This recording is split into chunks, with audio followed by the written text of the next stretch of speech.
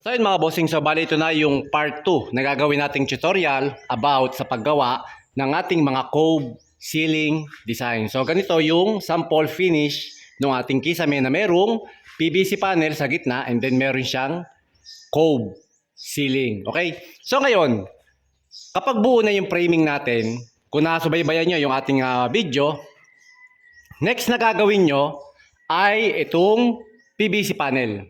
So, ikakabit muna natin yung mga PVC panel na yan. At kung napapansin niyo mga bossing, hindi na tayo gumagamit ng molding. So, wala na tayong J-molding sa mga gilid. So, para mas makatipid yung ganitong diskarte at isa pa, mas mabilis yung pag-install ng ating mga PVC panel kapag mauuna silang ikabit at iipitin lang ng mga siding. Parang ganito mga bossing. Yan. So parang ganun yung mga bossing. Kita nyo may palabis na PVC. Tapos iniipit lang natin ng framing. Pwedeng gumamit ng wall angle, metal paring. Bahala kayo mga bossing. So para mas makatipid tayo. So paano sasabihin ng iba, kapag inipit ang PVC, pag napinturahan, baka tamaan yung ating PVC. Pag pininturahan yung siding. Mga bossing, ganun din ang proseso. Kapag ito'y may J-molding, ay tatapan pa rin yung ating gilid. So tatamaan pa rin yung mga J-molding once na pininturahan yung mga gilid na yan. So kaya mas maganda, katulad na nakikita nyo, ipit yung ating PVC panel. Mas mabilis ang trabaho, mas tipid sa materyales. At the same time, matibay pa rin yan mga bossing. Okay, so kapag na ikabit na natin yung mga panel natin na yan, yung mga PVC panel, ang next na gagawin natin mga bossing ay siding. So, siding na pangloob. Yung siding na pangloob na yun, nakikita ninyo. So, yun mga bossing, yung siding na ginagamit natin dyan sa loob ay Paisem board or Paisem board para mas maging matibay. Hindi ang ginagawa natin mga bossing sa likod niyan. Ayo, kita nyo, nilagyan natin ng framing. So, bali pagkabit natin ng siding na to, kinakailangan nakakabit na yung framing ng ating Paisem board para hindi na tayo mahirapang mag-rivet or mag-screw dun sa ibabaw. So ngayon mga boss, yung gagawin naman natin, itong siding na yan ay nakapasok ng 15 centimeters galing dito sa siding sa labas. 15 cm lang yan mga bossing. Kung 10 cm gusto nyo mas maganda, ora bahala na kayo. Pero wag nyo gagawing mas malalim. Kasi once na pinalalim nyo pa yung siding, mas pinalayo nyo ay magiging malubay na yung ating cove ceiling. So yan ay gaganon-ganon na. So kinakailangan malapit lang yung siding sa pinaka-siding sa labas para yung cove natin is maging stable, matibay, hindi siya kakalog-kalog.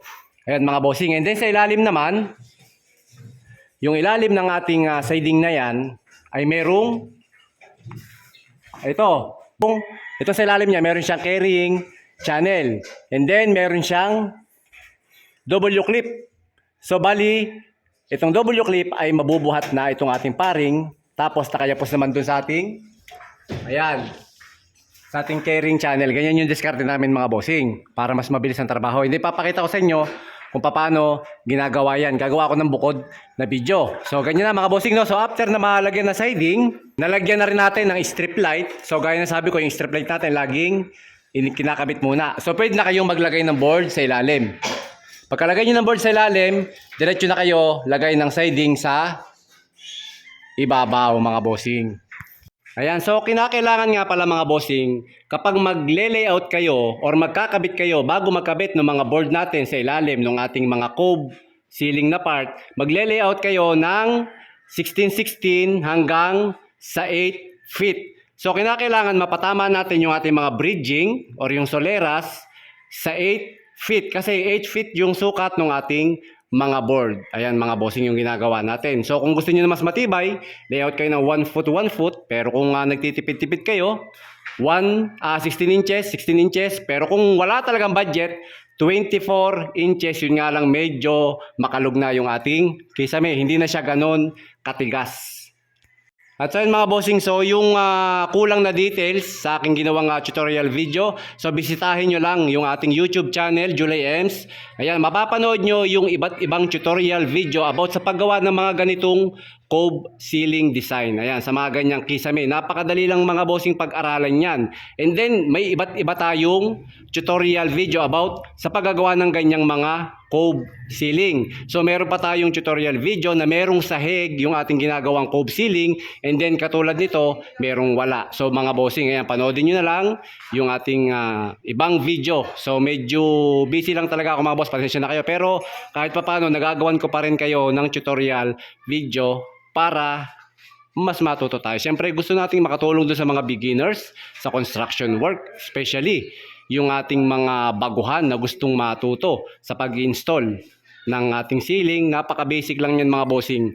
Makinig ka lang, manood ng ating mga tutorial video, sundan mo lang at matututo ka na.